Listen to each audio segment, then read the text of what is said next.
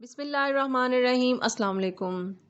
میری آپ سب کے لیے بہت ساری دعائیں ہیں، اور میری ان لوگوں کے لیے بھی دعا ہے جنہوں نے قرآن کے ساتھ ساتھ احادیث کا مطالعہ بھی شروع کیا ہوا ہے۔ اللہ تعالیٰ ان کو اجر عظیم عطا فرمائے اور ہم سب کے لیے اس کو صدقہ جاریہ بنائے۔ جن لوگوں نے ابھی تک قرآن پاک کے ساتھ احادیث کا مطالعہ نہیں شروع کیا، اللہ تعالیٰ ان کو بھی توفیق دے کہ وہ احادیث کا مطالعہ کریں، آمین۔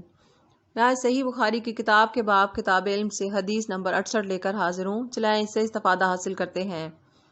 ہم سے محمد بن یوسف نے بیان کیا، انہیں سفیان نے اعمش سے خبر دی، وہ ابو وائل سے روایت کرتے ہیں، وہ عبداللہ بن مسعود رضی اللہ تعالیٰ عنہ سے کہ آپ صلی اللہ علیہ وآلہ وسلم نے ہمیں نصیحت فرمانے کے لیے کچھ دن مقرر کر دیے تھے، اس ڈر سے کہ کہیں ہم کبیدہ خاطر نہ ہو جائیں۔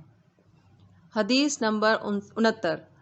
ہم سے محمد بن بشار نے بیان کیا، ان سے یحییٰ بن سعید نے، ان سے شعبہ نے، ان سے ابو طاہیہ نے، انہوں نے انس بن مالک رضی اللہ تعالیٰ عنہ سے نقل کیا، رسول صلی اللہ علیہ وآلہ وسلم سے روایت کرتے ہیں کہ آپ صلی اللہ علیہ وآلہ وسلم نے فرمایا، آسانی کرو اور سختی نہ کرو، اور خوش کرو اور نفرت نہ دلاؤ۔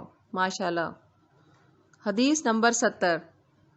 ہم سے عثمان بن ابی شیبہ نے بیان کیا، ان سے جریر نے منصور کے واسطے سے نقل کیا، وہ ابو وائل سے روایت کرتے ہیں کہ عبداللہ ابن مسعود رضی اللہ تعالیٰ عنہ ہر جمعرات کے دن لوگوں کو واعظ سنایا کرتے تھے۔ ایک آدمی نے ان سے کہا کہ اے عبد الرحمن، میں چاہتا ہوں کہ تم ہمیں ہر روز واعظ سنایا کرو۔